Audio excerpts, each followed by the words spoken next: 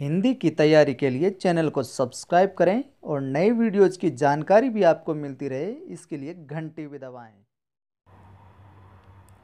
रहीम ने लिखा कि ज्यों 84 लाख में मानुष दे, त्यों ही दुर्लभ जग में सहज सने।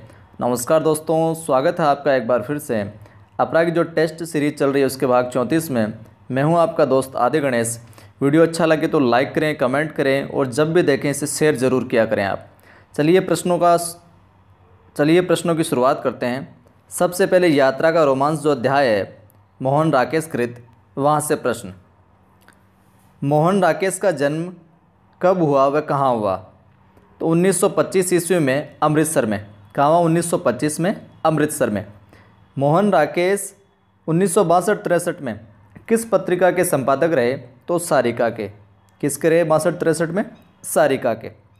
वहीं मोहन राकेश द्वारा रचित यात्रा वृत्तांत है जितने भी, किसमें संग्रहित है? आखिरी चट्टान तक व परिवेश में। इनके अंदर इनकी यात्रा वृत्तांत जो है संग्रहित है। एक यायावर के लिए पगडंडियों के अतिरिक्त और किसका आकर्षण रहता है? अनिश्चित गंतव्य का उसके लिए आकर्षण रहता है। यात्रा का रोमांस किस विधा की रचना है? तो ये यात्रा वृत्तांत है। लेखक के अनुसार यात्रा को यात्रा कौन बनाता है?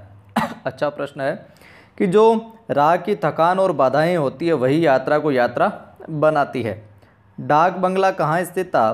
तो डाक बंगला जो था लीदरवट में स्थित था। लेखक प्रस्तुत यात्रा वृत्तांत में, इस यात्रा वृत्तांत में किस ग्लेशियर की घटना की बात करता है? तो कोलाई घटना बताता है, कोलाई ग्लेशियर की। लेखक को पास की पहाड़ी पर किस झील के बारे में पता चलता है? तो दूधसर झील के बारे में जानकारी मिलती है, पता चलता है। सदियों की सूखी स्याह बर्फ के जबड़े फैलाए, लेखक ने किसे जबड़े फैलाए कहा है? ग्लेशियर को जबड़े फैलाए कहा है। लेखक का साथी गौर से आसपास क्या देख रहा था? हीरे जवाहरात देख रहा था वो। ग्लेशियर से ज़मीन पर पहुंचने के बाद लीदरवट का डाक बंगला वहाँ से कितनी दूर था? तकरीबन 8 मील दूर था। होशियार साहब होशियार, चले आओ साहब, शाबाश, ये कथन किसका था? घोड़े वाले का। जिस रात में ग्लेशियर गए थे वहाँ पर, तो वह रात कौन सी थी? अमावस की रात थी। लेखक की अगली यात्रा में कहाँ पर जाने की योजना थी? सरासर मार्शल जाने की योजना थी लेखक की। अगली सुबह घोड़े वाला सुबह सुबह उठकर फिर ग्लेशियर की तरफ क्यों चला गया? पुनः वो अपनी कल की तरफ पर्यटकों की तलाश में चला गया। कौन चाहे जितना भटक ले, लेकिन नई अनजान पगडंडियों का मोह उसके दिल से कभी नहीं जाता है? तो यायावर। कौन यहाँ पर कौन है? यायावर। तो यायावर जो होता है उसके, वो जितना भी भटक ले, जितना भी रास्ता तय कर ले, लेकिन नई और अनजान पगडंडियों, नई नई चीज़ें देखने का जो मोह है उसका उसके दिल से कभी नहीं निकलता है। जिस रास्ते से भी ऊपर आए थे, लौटते समय वहाँ क्या हो गया था? फिसलन हो गई थी। और लेखक के अनुसार लुढ़कने वाली जो पहाड़ी पर अब दर्शक कौन थे? घटा थी, ग्लेशियर थे और पत्थर थे, केवल वही वहाँ पर दर्शक बचे थे। रास्ता न मिलने के कारण घबराहट में सब ने क्या निश्चय किया? जैसे भी हो हमको सीधे नीचे उतर जाना चाहिए। अब देखते हैं अनोखी परीक्षा जो अध्याय है विजयदान देताकृत, वहाँ से प्रश्नों की। सबसे पहले इनके परिचय को देख लेते हैं थोड़ा सा। तो जन्म इनका 1926 में बोरुंदा जोधपुर में हुआ था। मृत्यु इनकी 10 नवंबर 2013 में। और इनकी अगर रचनाओं की बात करें तो 1946 ईस्वी में उषा, जिसमें कविताएं हैं। 1948 में बापू के 3 हत्यारे जो एक आलोचनात्मक संग्रह है। 1960 में साहित्य और समाज जो निबंध है। 1997 में मेरा दर्द न जाने को निबंध है। लघु कथाओं की बात करें तो चौधराइन की चतुराई, अंतराल, सपन प्रिया, प्रिय मृणाल, अलेखुन हिटलर, ये इस तरह की इनकी लघु कथाएँ हैं। राजस्थानी भाषा में इन्होंने बातारी, फुलवारी, टिडोराव, रूंख, कबूरानी। अगर इनके पुरस्कार और सम्मानों की बात करें तो मरुद्रा पुरस्कार मिला था इन्हें 1995 में। बिहारी पुरस्कार 2002 में, साहित्य चूड़ामणि 2006 में, ये पद्मश्री से भी नवाजे गए हैं 2007 में। चलिए अब अध्याय से प्रश्नों को देखते हैं। लोग ओगड़ महात्मा की सेवा बंदगी क्यों करते थे? उनका शिष्य बनने के लिए उनकी सेवा बंदगी करते थे। गुरु बनना सरल है पर शिष्य बनना कठिन तपस्या है। यह कथन किसका है? ओगड़ महात्मा का। ओगड़ महात्मा कहते हैं गुरु बनना तो बहुत सरल लेकिन शिष्य बनना एक कठिन तपस्या है। विजयदान देथा को किस कृति के लिए साहित्य अकादमी पुरस्कार मिला? बातारी फुलवारी के लिए। अब तो शिष्य बने बिना 7 जन्म तक पाँव नहीं छोड़ेंगे। यह कथन किसका है?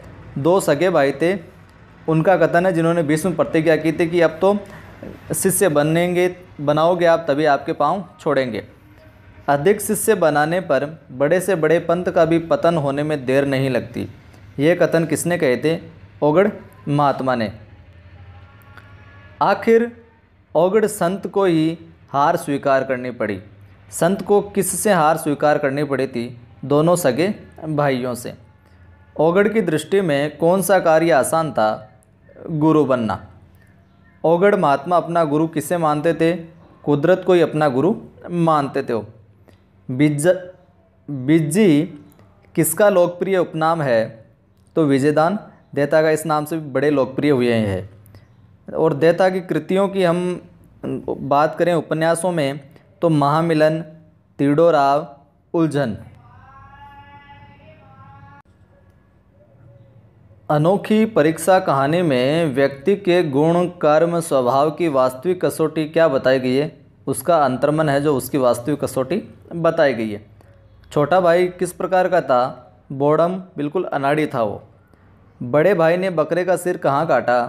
पहाड़ की एकांत गुफा में। आखिर बुरी तरह परेशान व भीतर से क्षत विक्षत होकर कौन महात्मा के पास पहुंचा? छोटा भाई, क्योंकि उसे कोई भी ऐसा स्थान नहीं मिला जहां पर वो उसका सिर काट सके। हर जगह उसे कोई न कोई देखता नजर आ रहा था। माफ़ करिए, मुझे इस शर्त पर चेला बनने की कतई इच्छा नहीं है। कथन किसका है? छोटे भाई का। ओझरी का अर्थ है आमास्य। यदि मुझे किसी का चेला बनना है तो अपनी शर्तों पर बनूंगा, किसी दूसरे की हिदायत से नहीं। और इस तरह चेला मूंढने वाले गुरु की भी क्या अहमियत? इस कथन में भाव है पश्चाताप का। और ये कथन किसका है? छोटे भाई का। अब काला मुंह करो यहाँ से कथन किससे कहे थे? ओगड़ महात्मा ने भाइयों से। मेरी छवि खंडित होने की बजाय मैं मृत्यु का वर्ण करना बेहतर समझता हूँ। यह कथन किसका है? ओगड़ महात्मा का। तो शुक्रिया दोस्तों, ये थे कुछ विशेष प्रश्न। अच्छा लगे तो शेयर कीजिएगा, लाइक कीजिएगा और कमेंट करके अपनी राय दीजिएगा।